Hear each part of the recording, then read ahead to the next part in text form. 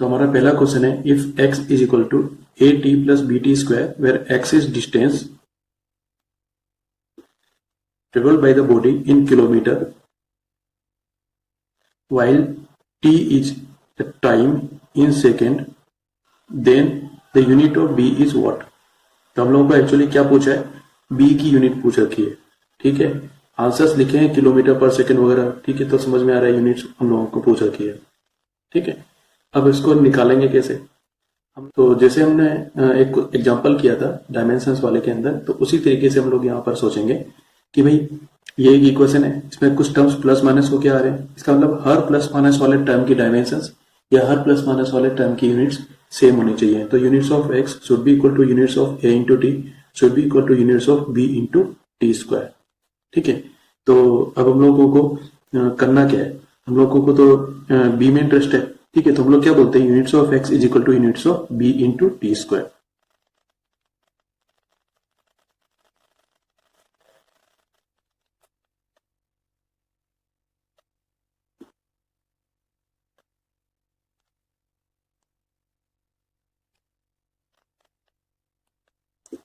ठीक है भाई, अब x क्या है भाई, x तो डिस्टेंस है।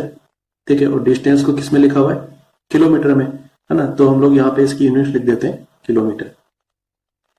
ठीक है, अब b की यूनिट तो हम लोगों को निकालनी है, t की यूनिट हम लोगों को पता है किस में लिखी हुई है, सेकंड में। तो यहाँ पर मैं लिख देता हूँ b, और t को मैं सेकंड लिख रहा हूँ, t टू दी पावर 2 इसलिए सेकंड स्क्वायर होगी।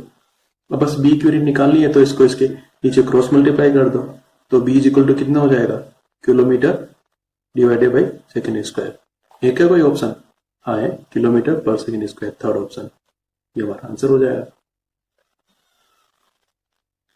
तो हमारा नेक्स्ट क्वेश्चन है, the frequency of vibration F. F क्या है भाई, frequency of a mass M suspended from a spring of spring constant K, spring constant K है, given by a relation of type F equal to C m to the power x k to the power y where c is a dimensionless constant, then the value of x and y are। तो हम लोगों को x और y की value find out करनी है। ठीक, अब हम लोग को क्या करना है, यहाँ पर देखो f के बारे में पता है, f फ्रीक्वेंसी है, तो हम लोग यहाँ पर फ्रीक्वेंसी की डायमेंशंस लिख सकते हैं। ठीक है, फिर उसके बाद में c कैसा लिखा हुआ है, सी तो हम लोगों को ये बोल रखा है कि ये डायमेंशनलेस कांस्टेंट है, तो इससे हम लोगों को कोई लेना देना है नहीं। ठीक है, और बाकी सारी टर्म्स मल्टीप्लाई होकर आ रखी हैं, तो इसका मतलब ये हो गया कि ये जो पूरी की पूरी टर्म है, इसकी डायमेंशंस एफ की डायमेंशंस के इक्वल होनी चाहिए। ठीक है, तो पहली अप्रोच ये हो जाएगी।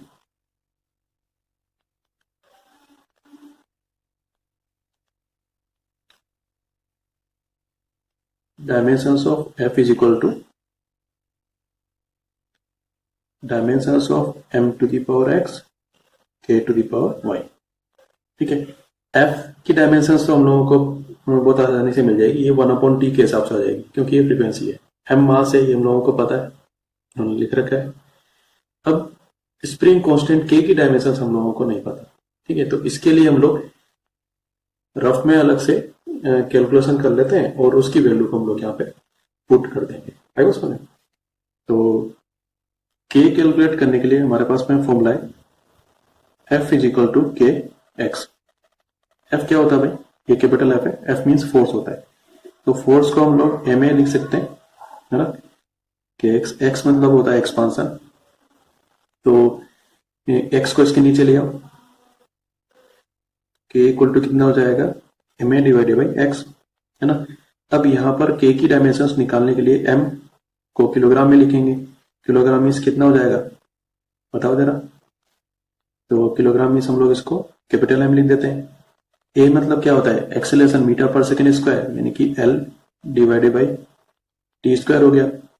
एक्स मतलब क्या है, एक्सपांशन था, तो ये मीटर में तो मेजर की जाएगी, इसलिए हम इसको एल से लिख देते हैं।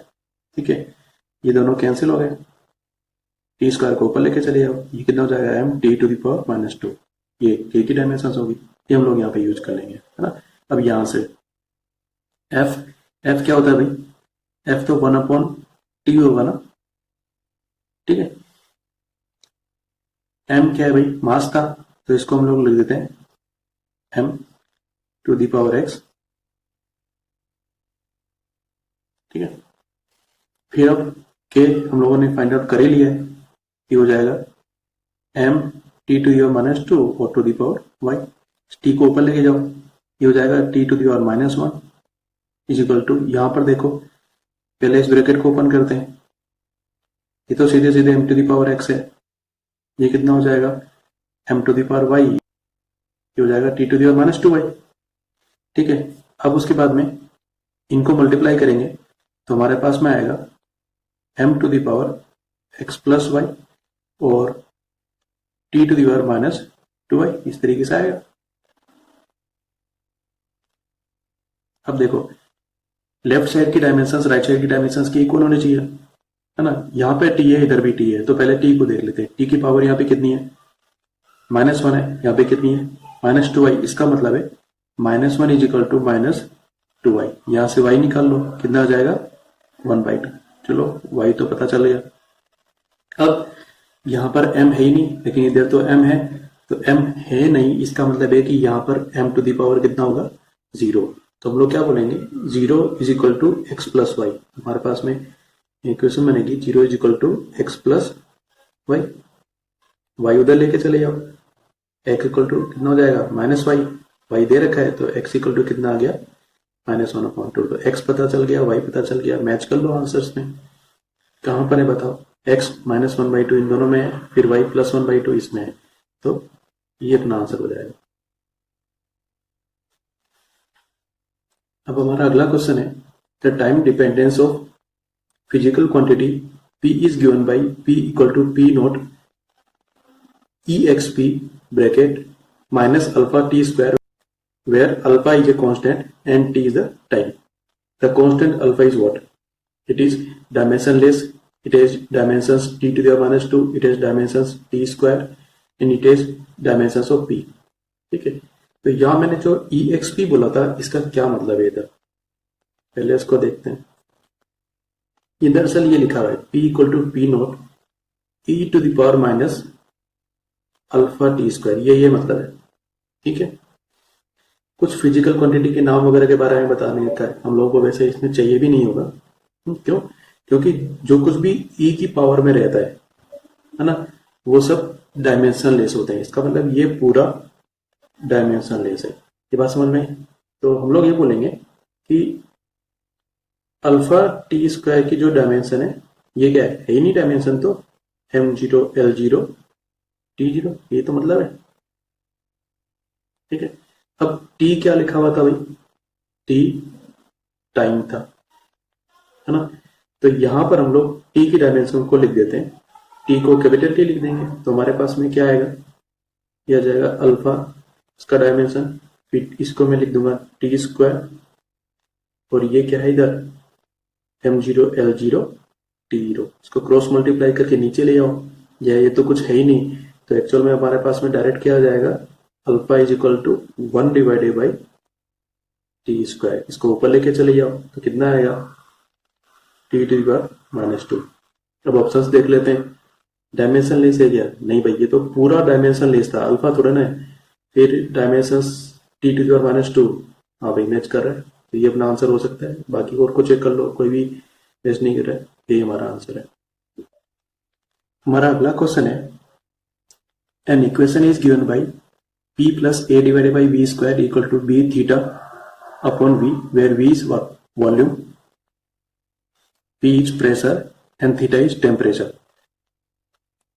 A and b are constants.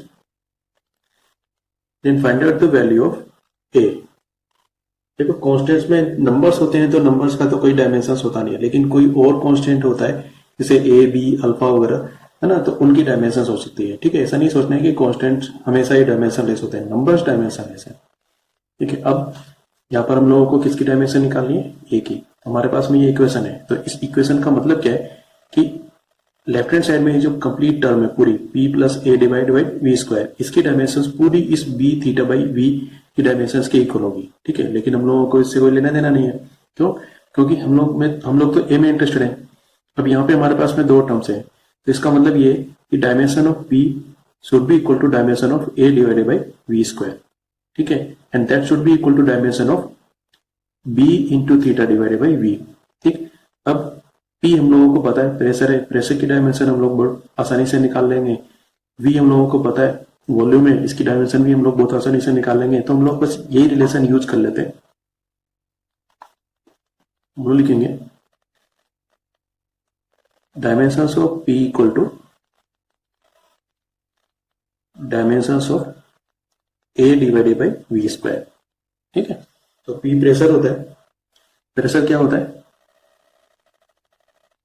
Force upon area, ठीक है। ये वॉल्यूम था, वॉल्यूम को हम लोग लिख देंगे, अभी ऐसे लिख लेते हैं।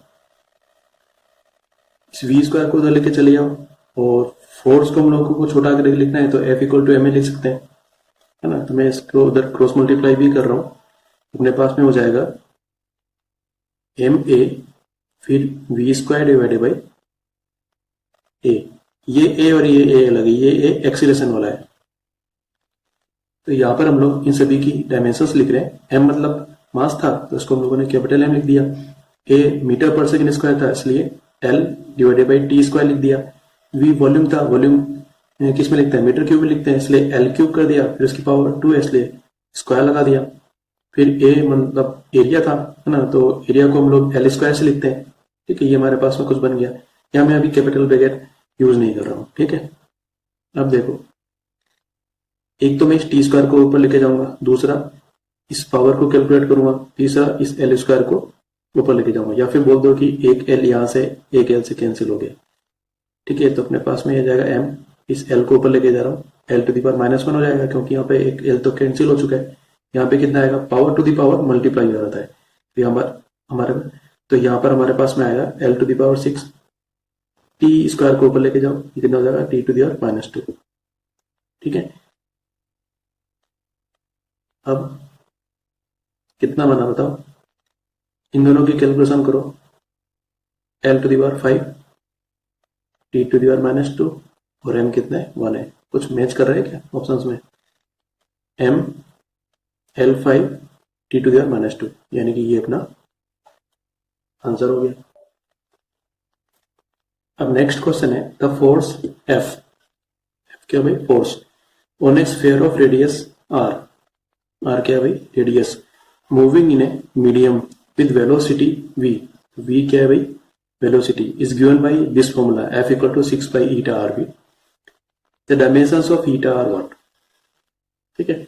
अब देखो डायमेंशंस के हिसाब से लेफ्ट साइड की टर्म की डायमेंशंस राइट साइड की टर्म्स की डायमेंशंस के इक्वल होनी चाहिए। फिर यहाँ पे 6 और पाई तो जस्ट नंबर्स हैं, तो इनकी कोई डायमेंशन होगी नहीं, तो हम लोग खाली एफ, ईटा, आर और वी में इंटरेस्टेड है, ठीक है। तो हम लोग बोलेंगे dimensions of F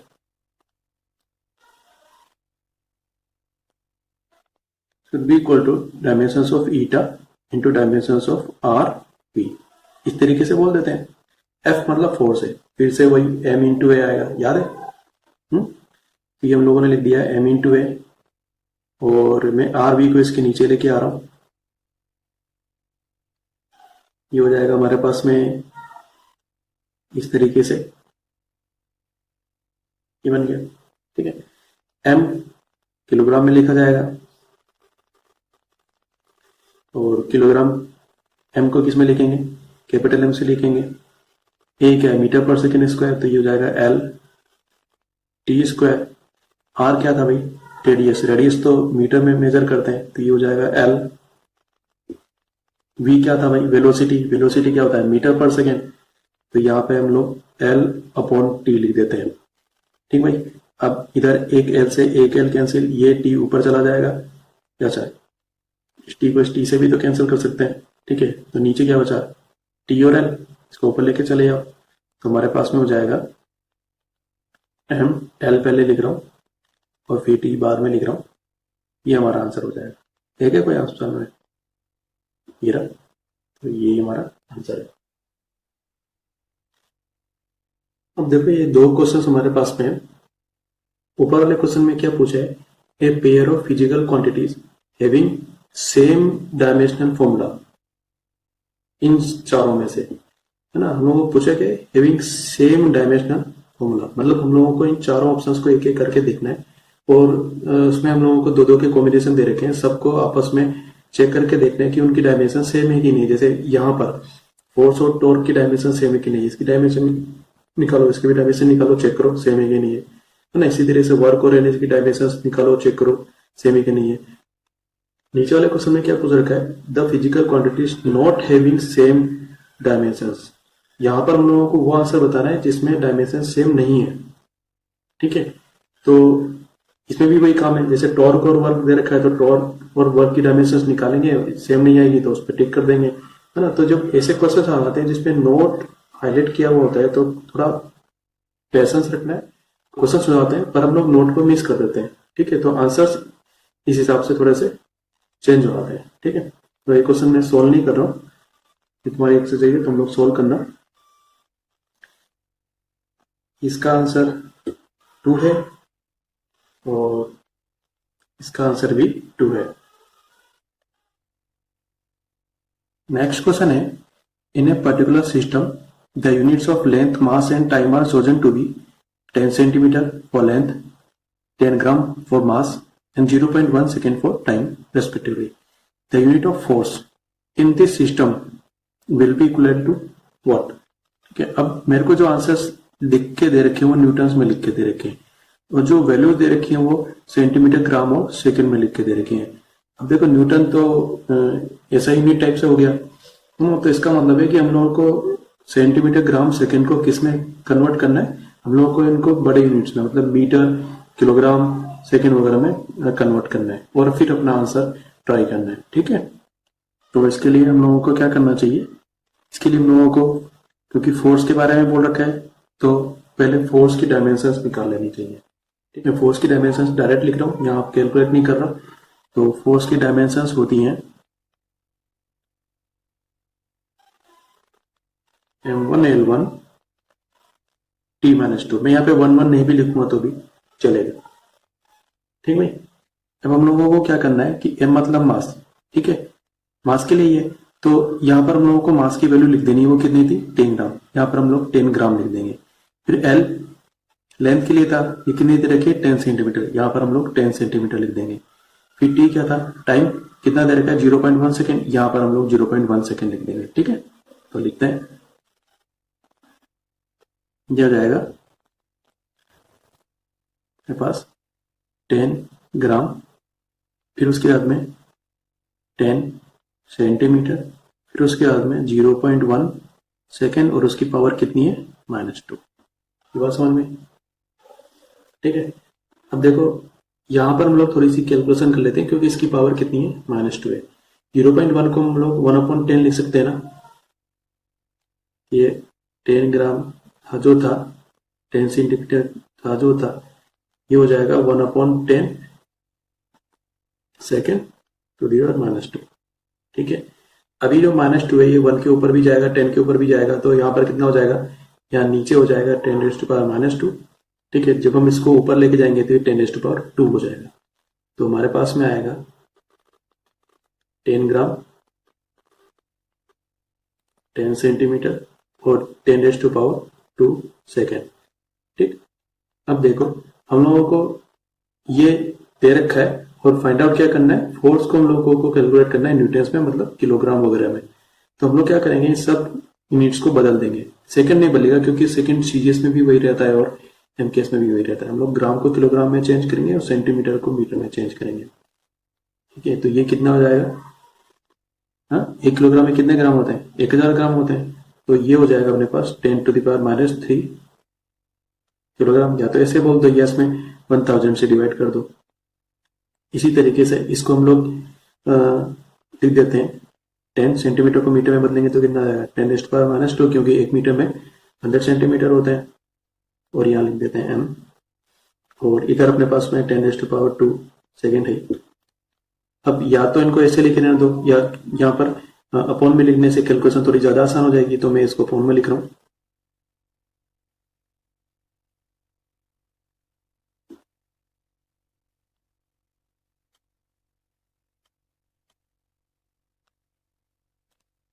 ten square को मैं 100 लिख रहा हूँ, ठीक है। अब देखो 100 से 100 कैंसिल, 00 से 00 कैंसिल, तो अपने पास में कितना आएगा 1/10। और यहाँ जो भी किलोग्राम मीटर सेकेंड वगैरह आएंगे ये दरअसल किसको रिप्रेजेंट कर रहे हैं, न्यूटन को रिप्रेजेंट कर रहे हैं, तो हम लोग इसको यहाँ पर न्यूटन बोल देते हैं। 1/10 मतलब कितना हो जाएगा 0.1 न्यूटन। ठीक है, तो हमारा आंसर क्या हो जाना चाहिए, ये वाला फर्स्ट वाला।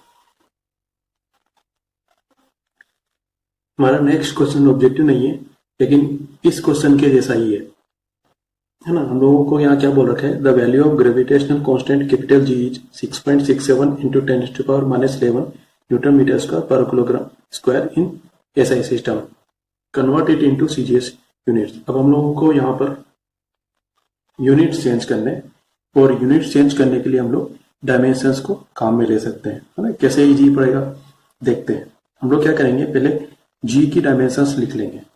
या तो जी की डायमेंशंस कैलकुलेट करनी है तो हमारे पास में फॉर्मूला है भाई, F equal to G m1m2 divided by R square. या तो इससे जी निकाल लो, यहाँ से आसान पड़ता है तो, नहीं तो ये यूनिट्स में पहले से दे रखी है Newton metre square per kilogram square. यहाँ पे डायमेंशंस रखो इनकी और कैलकुलेट कर लो। मैं इनको डायरेक्ट लिख रहा हूँ, ठीक है। तो जी की डायमेंशंस होंगी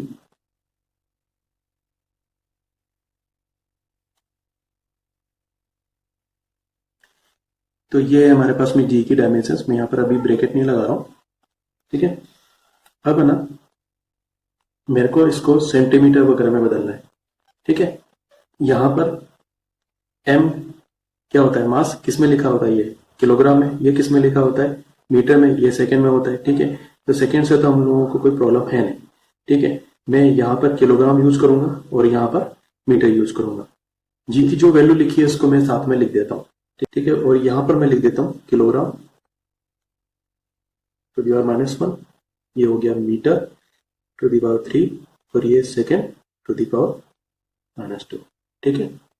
अब ये जो यूनिट्स है ना, इन लोगों को हमको स्मॉल यूनिट्स में सेंटीमीटर और ग्राम वगैरह में कन्वर्ट कर देना है, बस इतना सा काम है। अरे बात समझ में, तो सेकेंड से तो कोई मतलब है नहीं, इसको हम लोग बदलते हैं, ठीक है। अच्छा, इसको हम लोग बदल रहे हैं तो यहाँ पर इसकी पावर कितनी है, नेगेटिव है, तो मैं इसको नीचे लेके आ रहा हूँ। 6.67 इंटू 10⁻⁻11 ये हो जाएगा, मीटर के ऊपर ही रहेगा, ये इस तरीके से हो जाएगा। और सेकेंड टू द पावर -2 से मेरे को कोई लेने देना नहीं, ठीक है। अब इनको चेंज करना है बस। 6.67 इंटू 10⁻⁻11 मीटर को सेंटीमीटर में लिखेंगे तो कैसे लिखेंगे बताओ, 100 सेंटीमीटर लिखेंगे, ये 100 सेंटीमीटर क्यूब हो जाएगा। और किलोग्राम को ग्राम में लिखेंगे तो कैसे लिखेंगे, 1000 लिखेंगे, ये 1000 ग्राम हो गया, ठीक भाई। अब है ना, यहाँ तो ब्रैकेट के पावर में कुछ भी नहीं है तो ये जैसा है वैसा ही रहेगा, यहाँ पर ब्रैकेट की पावर है तो इसको हम लोग थोड़ा सा लिख देते हैं ठीक से। 6.67 इंटू 10⁻⁻11, यहाँ कितना हो जाएगा 10⁻³ लिख दिया इसको हमने। यहाँ पे कितना हो जाएगा 10⁻⁶, ठीक है। और साइड में जो भी यूनिट्स है, अब हमारा काम हो चुका है तो यूनिट्स लिखे नहीं लिखे हम लोगों को कोई सोल्यूशन थोड़ा ना दिखाना है वहाँ पे, तो ये लिखे नहीं लिखे उससे कोई मतलब नहीं है, हमारा काम हो गया है। ये कैंसिल होएगा, इससे कैंसिल होएगा, 10⁻⁴ कितना आएगा 3, फिर ये इसके साथ मल्टीप्लाई होगा तो हमारे पास में आ जाएगा 6.67 इंटू 10⁻⁴ कितना आ जाएगा बताओ, -8। बस ये हमारा आंसर हो जाएगा। तो हमारा अगला क्वेश्चन जो एग्जाम में पूछा हुआ है थोड़ा सा अलग है। इसमें क्या बोला हुआ है, dimensions of resistance in an electrical circuit in terms of dimension of mass m, of length l, of time t and of current I would be what।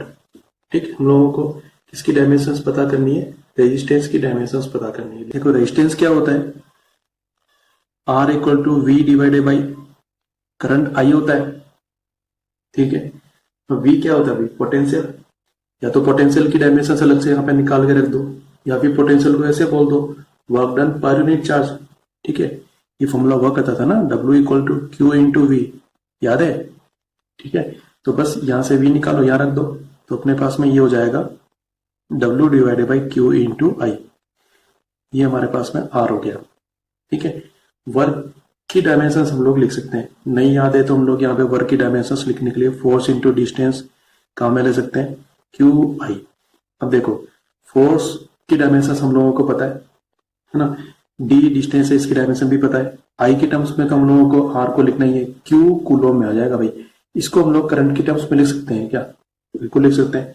Current I equal to कितना होता है, Q divided by time T, यहाँ से Q equal to कितना हो जाएगा, आई into T, ये यहाँ लिख दो, तो अपने पास हो जाएगा R equal to F D divided by I T, और फिर से आई, ये हो जाएगा आई स्क्वायर, तो अपने पास में हो जाएगा F D divided by T into I square. अब हमारा लगभग लगभग काम हो गया है।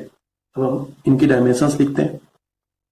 एफ क्या होता है भाई, M L T minus two होता है, डी डिस्टेंस है तो ये कितना हो जाएगा एल, टी टाइम है तो ये हो जाएगा कैपिटल टी, और इसकी तो हम लोगों को जरूरत है ही, ये आई ही रहने देंगे हम लोग, ठीक है। अब यहाँ पर एल और एल स्क्वायर हो जाएगा, ये टी ऊपर जाएगा, आई स्क्वायर को भी लेके जाएंगे तो हमारे पास में हो जाएगा M L square T to the power minus three और I to the power minus two. तो आर की जो डायमेंशन है वो ये हो जाएंगे, ठीक है। अब ये क्या कोई ऑप्शन क्या है, फोर्थ ऑप्शन, तो ये हमारा करेक्ट आंसर है। अब अगला क्वेश्चन हमारा है, which of the following units denotes the dimensions M L square Q square where Q is electric charge ना। अब हमारे पास में जो ऑप्शंस हैं वो कुछ इस तरीके से हैं, यहाँ लिखा है वेबर तो इधर लिख रखा है वेबर पर मीटर स्क्वायर, इधर लिखा है हेनरी तो इधर लिखा है हेनरी पर मीटर स्क्वायर, ठीक है। अब वेबर और हेनरी इनके जो भी फॉर्मूले बनते हैं है ना, उनमें हम लोग क्यू इलेक्ट्रिक चार्ज को इंट्रोड्यूस कर सकते हैं क्या, क्योंकि एम और एल के बारे में कुछ नहीं लिखा तो ये स्टैंडर्ड है, एम मतलब मास है, एल मतलब डिस्टेंस है, तो ये हो जाएगा किलोग्राम मीटर स्क्वायर, और उसके अलावा जो कुछ भी आएगा उसको हम लोगों को किस में कन्वर्ट करना है, इलेक्ट्रिक चार्ज यानी कि कूलोम स्क्वायर में कन्वर्ट करना है, और उसके हिसाब से हमारा आंसर निकल के आएगा। तो हम लोग क्या कर रहे हैं यहाँ पर, ये आंसर्स मिलते जुलते हैं, तो हम लोग पहले हेनरी को देख लेते हैं, हेनरी से पता चल जाएगा कि ये करेक्ट है कि ये करेक्ट है, फिर हम लोग वेबर को देख लेंगे, उससे पता चल जाएगा कि ये करेक्ट है कि ये करेक्ट है, हम लोग आंसर्स को यूज करेंगे, ठीक है। हेनरी क्या होता है भाई, हेनरी तो कुछ एल की यूनिट्स होते हैं, याद है कुछ, इसको हम लोग सेल्फ इंडक्टेंस कहते हैं, ठीक है। ये कौन से वाले फॉर्मूले में आ रहा होता है बताओ जरा, हमारे पास में कुछ फॉर्मूले होते हैं, E equal to minus D five by D T, और this is equal to minus L D I over D T, कुछ याद है। इसमें E क्या था भाई, E तो था EMF, मतलब ये कुछ वोल्टेज के जैसा है ना, 5 फ्लक्स था, L जो हम लोगों को चाहिए, I करंट था और T टाइम था, तो या तो इस रिलेशन को हम लोग यूज कर लेते हैं, यहां से L के बारे में पता चल जाएगा, ठीक है, या फिर हमारे पास में एक और फॉर्मूला है, energy equal to half L I square. ये दोनों अच्छे फॉर्मूले, इनमें से जो पसंद आए, जिसमें तुम्हें कैलकुलेशन आसान लगे उसको कर लो, ठीक है। हम लोग दोनों को देख लेते हैं एक बार, है ना, और देखते हैं कि इससे ये मैच हो पाता है कि नहीं हो पाता है। अब बस यही है कि यहाँ पर ई की डायमेंशन लिख देंगे, टी की डायमेंशन को लिख देंगे, आई को हम लोगों को चेंज करना पड़ेगा, ठीक है, और वो किस में लिखना पड़ेगा, चार्ज टर्म्स में लिखना पड़ेगा। तो लिख सकते हैं, क्योंकि I equal to Q upon T होता है, ये तो हम लोगों को पहले भी पता है, I is equal to Q upon T use करके हम लोग इसको कन्वर्ट कर लेंगे। तो हम लोग पहले इस वाले फॉर्मूले को यूज ले रहे हैं, माइनस को मैं लिख तो देता हूं, लेकिन हम लोग को कोई लेना देना नहीं है इससे। वी क्या था भाई, ये वोल्टेज के जैसा था, तो मैं इसको अभी वी लिख देता हूँ और माइनस छोड़ देता हूँ, इसको मैं आई लिख देता हूँ और ये टाइम टी, ठीक भाई। वी वोल्टेज के जैसा है, तुम लोगों ने पहले भी इसको यूज कर रखा है, जैसे यहाँ पर V इक्वल टू हम लोगों ने डब्ल्यू बाई क्यू लिखा था, ये यहाँ पर लिख देते हैं डब्ल्यू बाई क्यू, यही तो है, ठीक है। ये लिखा हम लोगों ने L। अब ये जो I है इसको हम लोगों को Q की टर्म्स में लिखना है, तो यहाँ पे लिखा Q डिवाइडेड बाई, एक T तो पहले से था, एक T और आ जाएगा, क्या फर्क पड़ता है उससे, सबको इधर उधर क्रॉस मल्टीप्लाई करो, तो L इज इक्वल टू हो जाएगा W T square divided by Q square.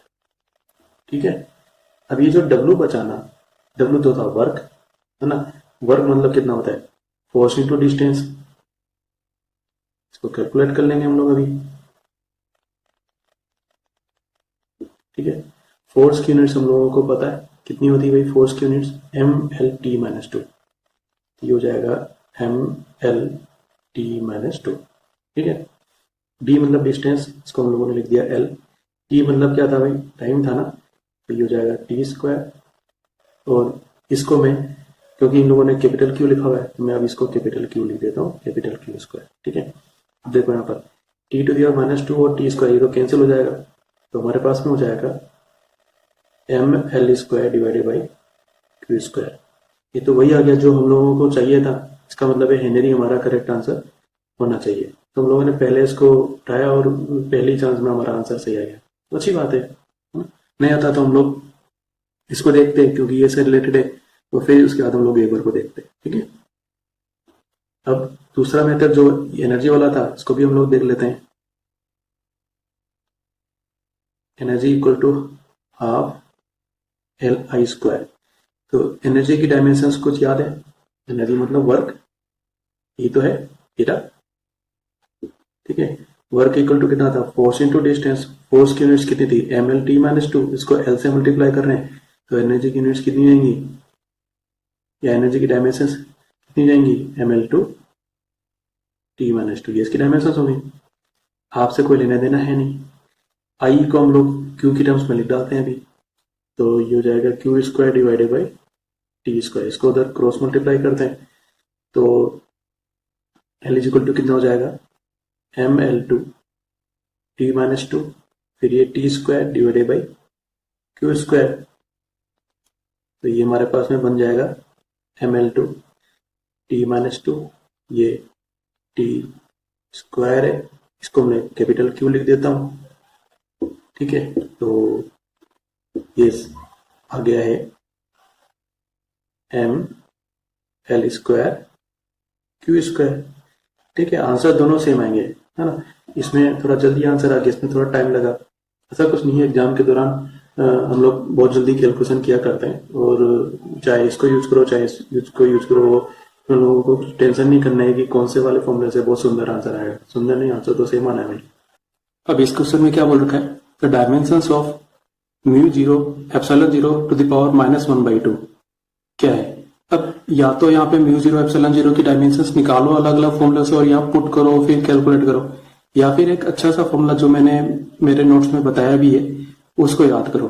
क्या होता है भाई, v is equal to 1/√μ0 ε0 speed of light होती है। ठीक है, तो कुछ लोग इसको v से लिखते हैं, कुछ लोग इसको c से लिखते हैं, इससे हमारे को यहाँ पर कोई फर्क नहीं पड़ रहा है। अब ये जो लिखा है ये यही तो है, देखो एक्चुअल में क्या है, 1/μ0 ε0 to the power 1/2 is equal to c, ये ऊपर चला जाएगा तो कितना आ जाएगा, μ0 ε0 to the power -1/2 is equal to c, यानी कि ये स्पीड की बात कर रहा है और कुछ चेंज तो किया ही नहीं है। स्पीड क्या होती है भाई, मीटर पर सेकेंड, तो डायमेंशंस क्या हो जाएगी, LT-1। अब इस क्वेश्चन में क्या बोल रहा है, the dimensions of half ε0 E square, फिर ε0 is permittivity of free space and E is electric field is what. देखो ये फॉर्मूला भी काफी ज्यादा काम का है, इलेक्ट्रिक फील्ड के अंदर या कैपेसिटेंस वाले चैप्टर के अंदर हम लोगों ने इस फॉर्मूले को पढ़ा होगा। और ये फॉर्मूला किस चीज का होता है बताओ जरा, ये होता है energy divided by volume, that means energy density.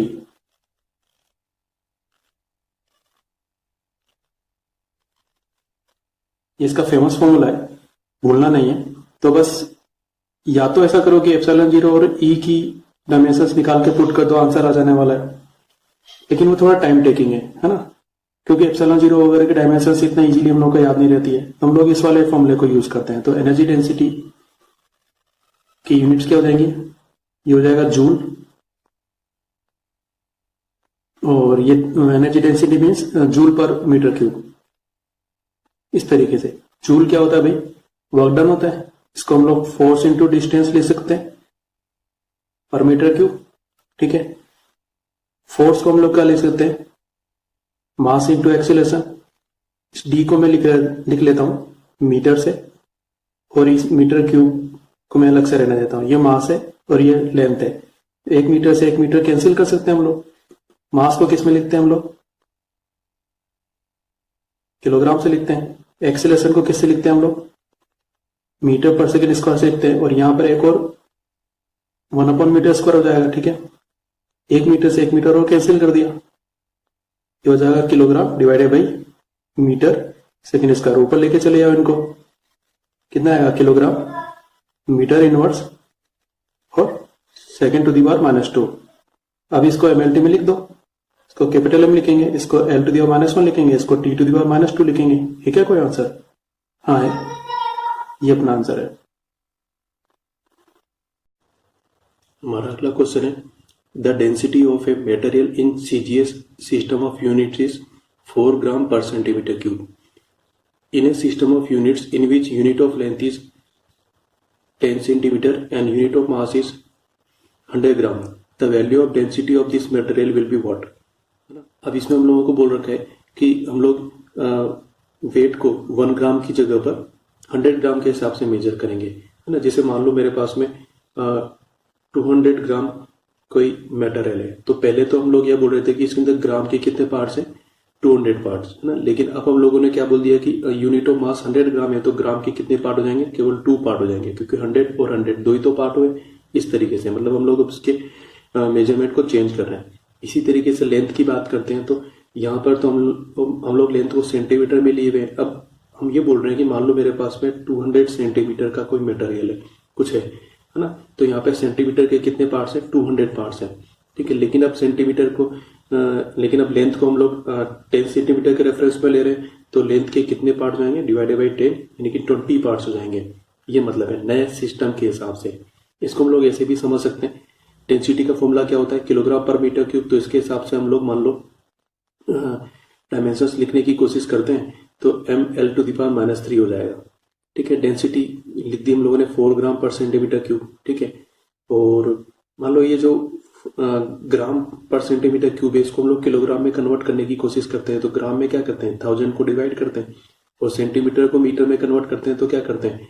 100 से डिवाइड करते हैं, ठीक है। तो एक्चुअली जब हम लोग ये कन्वर्जन कर रहे होते हैं तो उसको इस तरह से लिखते हैं।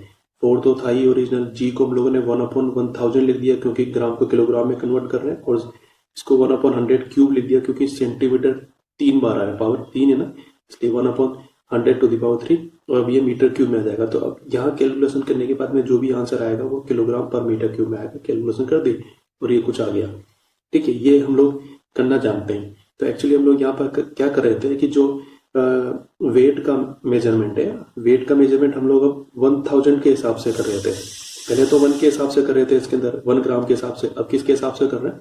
1000 ग्राम के हिसाब से कर रहे हैं, ठीक है। तो हम लोगों ने 1000 से डिवाइड कर दिया। फिर सेंटीमीटर में, यहाँ पे सेंटीमीटर का मेजरमेंट 1 सेंटीमीटर के हिसाब से कर रहे थे, लेकिन अब हम लोग सेंटीमीटर का मेजरमेंट 100 सेंटीमीटर के हिसाब से कर रहे हैं, है ना। तो हमने 100 को डिवाइड कर दिया। तो बस यही काम यहाँ करना है। यहाँ हम लोग क्या कर रहे हैं भाई? मास का मेजरमेंट अब 1 ग्राम की जगह पर 100 ग्राम के हिसाब से कर रहे हैं। तो जैसे यहाँ पे 1000 से डिवाइड किया था, ऐसे यहाँ पर 100 से डिवाइड करना पड़ेगा। और इसी तरीके से जब पहले हम लोग लेंथ का मेजरमेंट सेंटीमीटर में कर रहे थे, लेकिन अब किस में करना है? 10 सेंटीमीटर के हिसाब से करना है। तो यहाँ पे हम लोगों ने 100 सेंटीमीटर के लिए 100 से डिवाइड किया था, तो 10 सेंटीमीटर के लिए हम लोगों को यहाँ पर 10 से डिवाइड करना पड़ेगा। तो यहाँ पे 1/100 टू दी पावर 3 लिखा था, तो यहाँ पर 1/10 टू दी पावर 3 लिख देंगे। अब इसको सोल्व करेंगे तो हमारे पास में आएगा 40। अब ये जो 4 ग्राम पर सेंटीमीटर क्यूब था, वो नए यूनिट्स के हिसाब से कितना हो जाएगा? 40, ठीक है। अब जो नई यूनिट्स होंगे वो क्या होंगी? ग्राम की जगह लिखेंगे 100 ग्राम, है ना। और ये सेंटीमीटर क्यूब की जगह पर हम लोगों को लिखना पड़ेगा 10 सेंटीमीटर क्यूब। 10 मतलब ये 1000 हो जाएगा, है ना। तो यूनिट चेंज हो गई, हम लोगों को तो इससे लेना देना है नहीं, हम लोगों को तो खाली जो एक्चुअल वैल्यू कन्वर्ट हो रही है उससे मतलब है। तो हमारा आंसर कितना हो जाएगा? 40। तो यही हमारा आंसर है। अब इस क्वेश्चन को देखते हैं। A physical quantity of the dimensions of length that can be formed out of c, G and this is what. मतलब हम लोगों को कोई फिजिकल क्वांटिटी बनानी है जो इन तीनों पर डिपेंड करता है, ठीक है। Where C is velocity of light, ठीक है, G is gravitational constant and E is charge. चलो सोचते हैं इसके बारे में। लेंथ जो भी क्वांटिटी है उसकी डायमेंशंस लेंथ के इक्वल है, तो सोल्व करते हैं। यहाँ पर कोई क्वांटिटी है उसकी डायमेंशंस लेंथ के इक्वल है ना, यानी कि L1 है और ये इन तीनों पर डिपेंड करता है। तो मान लो जो C है उसके ऊपर पावर x है, इस तरह से डिपेंड करता है। G है उसके पावर y है, इस तरीके से डिपेंड करता है। और ये जो लिखा हुआ है यानी कि E²/4πε0 इसकी पावर z है, ये इस तरीके से डिपेंड कर रहा होगा। हम लोग को इनकी डायमेंशंस लिखनी है और डायमेंशनल एनालिसिस करना है, ये इस क्वेश्चन का मतलब। ठीक है, तो यहाँ पर L को भी मैं L ही रहने देता हूँ। C मतलब मीटर पर सेकेंड, तो ये तो पता है हम लोगों को LT-1 होता है। G ग्रेविटेशनल कांस्टेंट होता है, इसको हम लोग फॉर्मूले से निकाल सकते हैं। कहाँ से आएगा भाई बताओ? F = G m1 m2 divided by r², यहाँ से आ जाएगा। F फोर्स होता है, तो इसको हम लोग m × a लिख सकते हैं। G ये मास है, तो इसको मैं कैपिटल M लिख देता हूँ। ये भी मास है, तो ये m² हो जाएगा। ये डिस्टेंस है, तो ये L² हो जाएगा। ठीक है, ये मास है तो इसको मैं कैपिटल M लिख देता हूँ। ये मीटर पर सेकेंड स्क्वायर होता है, तो ये L/T² हो जाएगा। ये G, फिर उसके बाद m² और L²। ठीक है, क्रॉस मल्टीप्लाई कर दो, चाहो तो एक m से एक m कैंसिल कर दो यहाँ पर, फिर क्रॉस मल्टीप्लाई कर दो, तो G के लिए आएगा ये m नीचे आ जाएगा, T² नीचे है, ये L² उधर चला जाएगा, तो ये हो जाएगा L3। सबको ऊपर लेके जाओ, m-1 L3 T-2 हो जाएगा। ठीक है, ये यहाँ लिख दो, m-1 L3 T-2 और उसके ऊपर कितना है? 5 है। अब ये जो लिखा है इसमें E क्या है भाई? चार्ज है। ठीक है, हम लोग यहाँ पे अब चार्ज को कैलकुलेट कर सकते हैं, ε0 की डायमेंशन भी लिख सकते हैं, लेकिन देखो वो थोड़ा सा टाइम कंज्यूमिंग हो जाएगा। उसकी जगह एक फॉर्मूला थोड़ा सा चेक करो। इलेक्ट्रिक फोर्स इक्वल टू क्या होता है? K Q1 Q2 divided by distance square, ये होता है। Q1 Q2 को इलेक्ट्रॉन रख दो, तो ये E और E² बन जाएगा, और K को 1/4πε0 रख दो, तो ये हो जाएगा E² डिवाइडेड बाई 4πε0, और नीचे क्या? r² आ रहा है, तो यही तो चाहिए अपन लोग को। r² को उधर लेके चले आओ। ठीक है, तो ये हो जाएगा F × r²। F मतलब क्या है? m × a, फिर r² है, m मतलब हो जाएगा किलोग्राम, कैपिटल M, a मतलब मीटर पर सेकेंड स्क्वायर, तो ये L/T-2, r मतलब डिस्टेंस था, तो ये मीटर स्क्वायर, ऐसे हो गया। तो ये अपने पास में आ जाएगा m L3, T² को ऊपर लेके जाओ, T⁻², ये यहाँ पर लिख दो, m L3 T⁻² to the power z। ठीक है, अब हम लोग यहाँ पर नेक्स्ट टाइम लिखते समय m0 लिखेंगे, क्योंकि m नहीं है, L1 है और T0 है। अब देखो m कहाँ पर आ रहा है? यहाँ पर और यहाँ पर, तो यहाँ पर आएगा m टू द पावर कितना आएगा? -5, और एक यहाँ से आएगा प्लस z, फिर L यहाँ पे देखो इधर से आ रहा है, एक x आ जाएगा, एक यहाँ से आएगा प्लस 3y, और एक यहाँ से आएगा प्लस 3z। T देखो इधर से आ रहा है -x, फिर यहाँ आएगा -2y, और फिर यहाँ से आएगा -2z। ठीक है, अब इनकी पावर हम लोगों को सेम करनी है, तो यहाँ आ जाएगा -y प्लस z = 0, फिर L के लिए x plus 3y plus 3z = 1, फिर T के लिए -x -2y -2z = 0। ठीक है, तो यहाँ से अपने पास में आया y = z। ठीक है, तो सॉल्व करते हैं। y = z है, तो y = z यहाँ पे भी रख दो, यहाँ पे भी रख दो, है ना। तो यहाँ पर हम लोग सपोज रखते हैं y = z, तो देखो मैं सपोज z रख देता हूँ, तो ये हो जाएगा 3z यहाँ पर, 3z यहाँ पर, 6z = 1, ये आ गया। अभी इसके बाद यहाँ कुछ कर सकते हैं क्या? फिलहाल कुछ नहीं कर सकते। थर्ड में देखते हैं, यहाँ पे y = z रखते हैं, तो यहाँ पे आएगा -2z, फिर -2z = 0, तो x = आया -4z, है ना। ये x उधर लेके चला जाता हूँ। अब x = -4z में यहाँ लिख देता हूँ, तो -4z प्लस 6z = 1, ये कितना आएगा? 2z = 1, तो z = आया 1/2, तो z = 1/2 है, तो y = कितना आएगा? 1/2, तो x = कितना आएगा? -4 इंटू 1/2 यानी कि -2, इस तरीके से। तो इसका मतलब है c के ऊपर तो x था, तो c के ऊपर कितना जाएगा, -2। ठीक है, तो हम लोग यहाँ पर लिख देते हैं, तो अपने पास में आएगा c के ऊपर -2। फिर उसके बाद g के ऊपर y था, तो g के ऊपर कितना आएगा, 1/2, कैपिटल G के ऊपर 1/2। फिर उसके बाद ये जो लिखा हुआ था बड़ा सा एक्सप्रेशन, उसके ऊपर कितनी पावर, z है, यानी 1/2। तो ये हो जाएगा e²/4πε0 टू द पावर 1/2। ठीक है, अब कहीं मैच कर रहा है क्या, ये देखो यहाँ पे c कहीं पे भी नेगेटिव नहीं है, इसको नीचे लेके आओ तो 1/c² हो जाएगा, है क्या 1/c², इन दोनों में है। ठीक है, अब और आगे चेक करते हैं, इन दोनों को हम लोग अंदर मल्टीप्लाई कर सकते हैं, क्योंकि इसकी पावर भी 1/2 है, इसकी पावर भी 1/2 है, तो ये हो जाएगा GE²/4πε0 टू द पावर 1/2। तो ये इससे मैच कर रहा है, इसका मतलब ये अपना आंसर है। अब इस क्वेश्चन को पढ़ते हैं। If dimensions of critical velocity VC of a liquid flowing through a tube are expressed as this, तो कोई भी वेलोसिटी कोई फर्क नहीं पड़ता, where eta, rho and are the coefficient of viscosity of liquid, density of liquid and radius of the tube, then the values of x, y and z are given by what। तो ये सीधे सीधे dimensions का question है ना, तो solve करते हैं। तो हम लोगों को क्या दे रखा है यहाँ पर कि क्रिटिकल वेलोसिटी या फिर वेलोसिटी जो है वो इसके इक्विवेलेंट है। इसका मतलब है वेलोसिटी की जो डायमेंशंस है वो इसकी डायमेंशन के इक्वल है, ये मतलब है। और वेलोसिटी को किस में लिखते हैं भाई, इसको लिखते हैं मीटर पर सेकेंड में, तो इसकी डायमेंशन कितनी होंगी, LT-1 हो जाएंगी। यहाँ पर हम लोगों को ईटा की डायमेंशन निकालनी है, रो की और आर की। ईटा क्या दे रखा है, कोफिशिएंट ऑफ विस्कोसिटी, तो ये वैसे कुछ को याद रहता है कुछ को नहीं रहता है, तो हम लोग ये फॉर्मूला काम में लिया करते हैं, F=6π काफी अच्छा फॉर्मूला है। 6π से कोई लेने देना नहीं है, F मतलब फोर्स होता है, तो इसको मैं अभी ma लिख लेता हूँ। ईटा, R मतलब होता है रेडियस, तो ये L लिख लेता हूँ। V मतलब पता ही है LT-1, तो लिख देता हूँ LT-1।